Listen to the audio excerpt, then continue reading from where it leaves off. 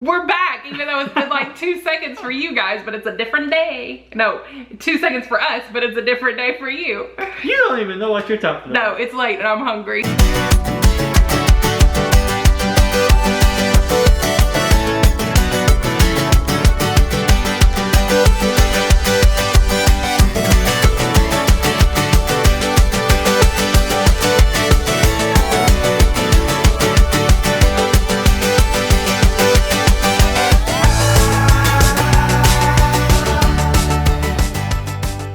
Anyways, this is part 2 of our Q&A, and you were seeing it on insert the day that you're seeing this on. So, I hope you enjoy. Alexa Chandler asked if this was going to be an open or closed adoption, which we answered that. If it is open, how do you establish boundaries with birth mom for acceptable contact with the baby? When they present you with the opportunity, they will normally tell you what the birth mother is expecting, and you can say if you're comfortable or not with that. Right. Like we said, we were pretty much open to the extent of what they wanted within reason. Right. They tell you when you're matched. Yeah, and the agency kind of puts guidelines around that. I also saw several questions, I'm sure we'll get to them eventually, asking if we told the agency or birth mothers about our YouTube channel.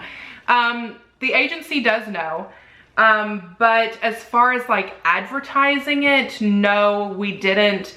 But that was just on advice of the agency. Right. Too, so. But it's something that we absolutely hope to share with them after things are kind of established and settled and papers are signed and everything is kind of like, we're a big family now.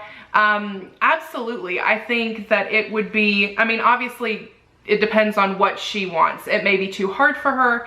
But if she's open to something like that, I think it would be a great way for her to be able to. We don't care to share. Right. For her to be able to watch that. Delusional Angel asked, how open were you guys as to what you would consider? I know we struggled with what level of drug use we could handle, and now that we're considering starting over, that is one we still struggle with. We went to, the agency, when they do the questionnaire, they ask you what you're comfortable with each level, or with each. And didn't they have different levels that you could put that you could put like if a couple of times through the pregnancy, or like on a daily basis or a weekly basis. But basically just research the side effects and the things that they can cause. Everything sounds scary. Everything sounds when scary. You just read it. You're like, are you okay with them smoking marijuana? Are you okay with cigarettes? Are you okay with this? Are you okay with that? Whatever, if you don't answer it before you go live on your adoption, whenever you're presented with the opportunity, just research. Because you also have, like I said, you also have to outweigh what they're doing versus what they could be. Right. So. Yeah, and a lot of things were not as scary as I thought that they were. Right. And so I think doing that research really helped us open up our options. And so that led us to more, to being presented to more moms. And so I think that helped a lot too. But yeah, just do a lot of research and talk to your agency. It's truthfully, you guys don't have to be comfortable with the level that we were. It is all personal. And it's all your I hate to use the word preference, but it kind of is onto what you're setting. So just do something that works for the, you as the couple that are adopting, or if you're single and adopting, more power to you.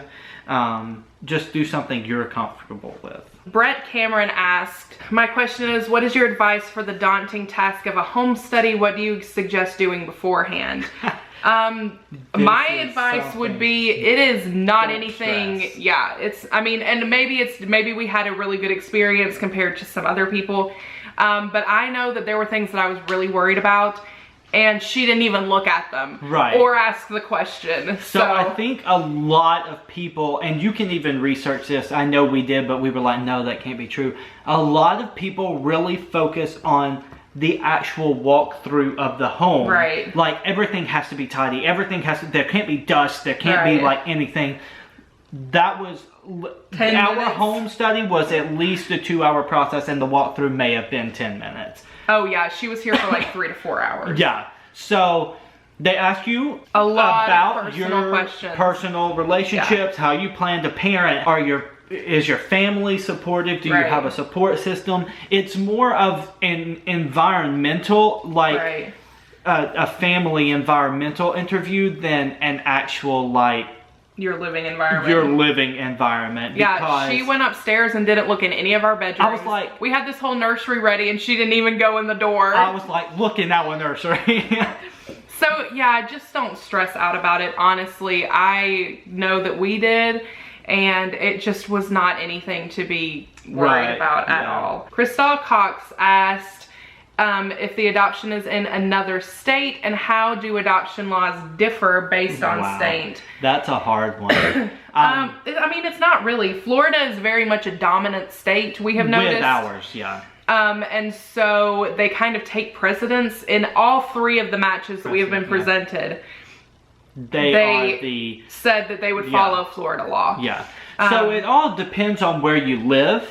So like we said, within Florida law, we had a match in Ohio, and then our current match is also in another state. But like she said, Florida is the dominant state. Its laws take over every state that we go to. Yeah, that we have been matched that with we so know far. of. The other states may not.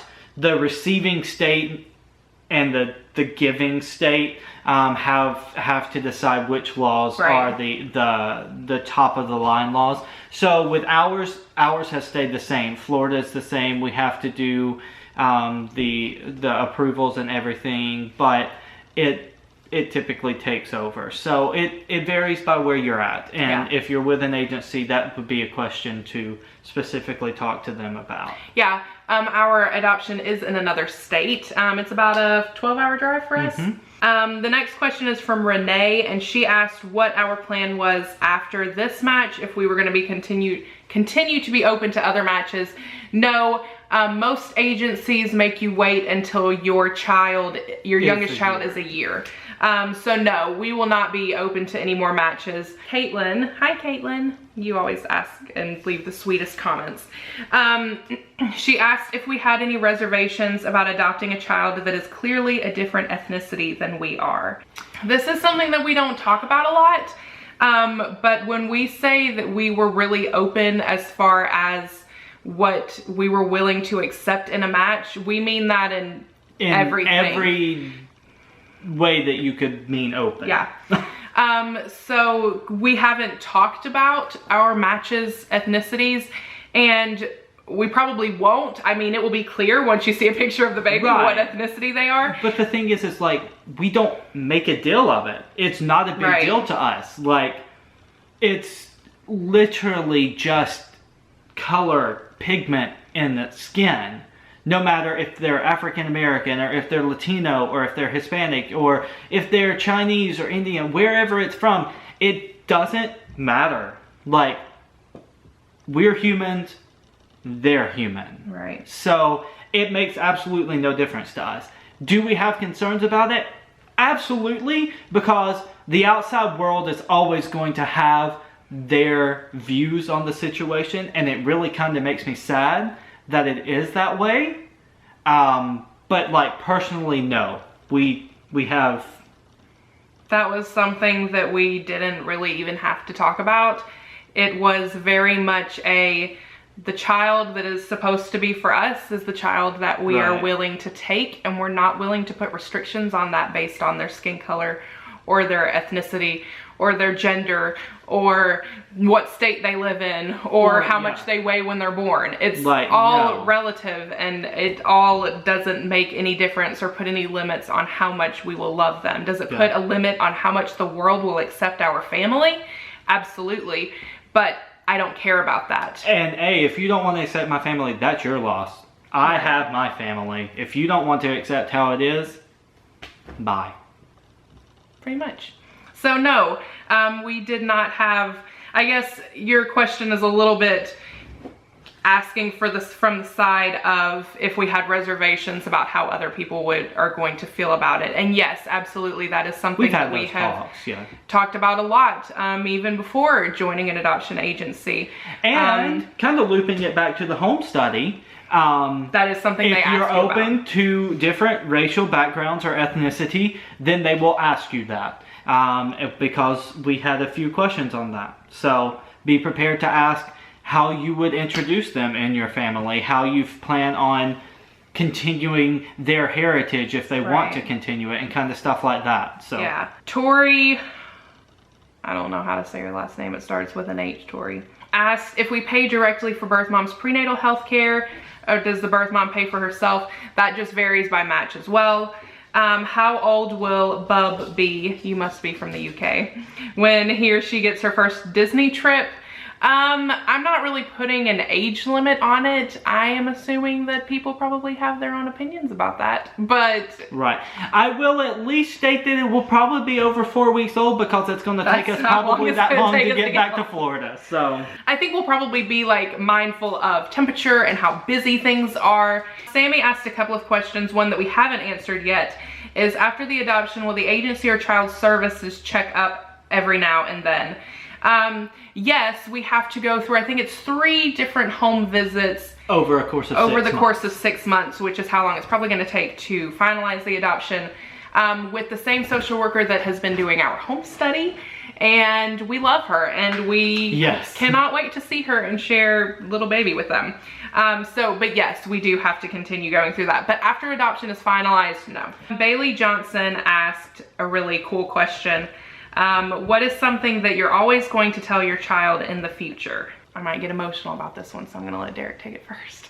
I think the one thing that is important to me is for my child to know that I will absolutely support them in any decision that they make. Any decision. And I literally mean any decision. Sexual orientation, what you want to be with your, like when you grow up. As long as it keeps them safe. As long as you're safe. And not against the law. You in whatever decision that you're making. So, and I will make that abundantly clear, because I want them to be the happiest they can be. I don't want to be a restrictive. Obviously, I'm not going to let you go if you're watching this 16 years later, you better not be at a drinking party. Saying, go watch this, guys. My dad said it was okay. But yes, I want them to know that I will absolutely be supportive of anything they want to do that will better them. Yeah. Mine would just be that I want for them to know how loved they are and how much they were wanted, because sometimes I feel like it's very easy for children who are adopted to feel like their life started at a place of someone just not wanting them. And so I just want for them to know how much they're loved, and how much we love them, and how much we wanted them, and how badly we looked for them, and how badly we fought for them. And so that would be something that I just want to make sure that they always know, no matter what. I don't ever want for there to be a day when they think that they were not wanted or loved or cherished. Treasure in a Trailer asked why we moved recently. The place that, Marie, the place that we were living in before, they decided that they wanted to sell it, so we just moved, just right down the road. D Hunt asked how long it is going to be before you guys are able to see the baby. We will have to wait until papers are signed, but that's normally like 48 to 72 hours after birth. As soon as we can show you, we will. We will. Kelsey asked kind of the same question. I know I stated at some point in a video that the more you pay for an adoption, the faster you get matched. And I only mean that in the sense of choosing one agency over another. The first agency that we were going to go with was a lot cheaper, but they had a lot longer of a waiting time. Right.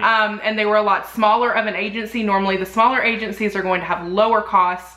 And so when you pick a bigger agency, it's going to cost more, but a lot of times you get matched faster. A whole lot faster. So that's what it is. It's not anything like we're paying more money to the birth mom, so she's going to pick us over somebody who's not paying as much. Right. Okay, guys, hopefully you enjoyed part 2 of our Q&A. You guys had a lot of questions. Hopefully we answered most of them. I know I skipped over some. Some were redundant, some we didn't have time for. But if you have any other questions, be sure to leave those in the comments down below. We will try to answer those. And we hope you guys have a fantastic rest of your week or weekend. We will see you guys on our next posting day, which is Monday, Wednesday, or Friday. We love you guys. Bye. Bye.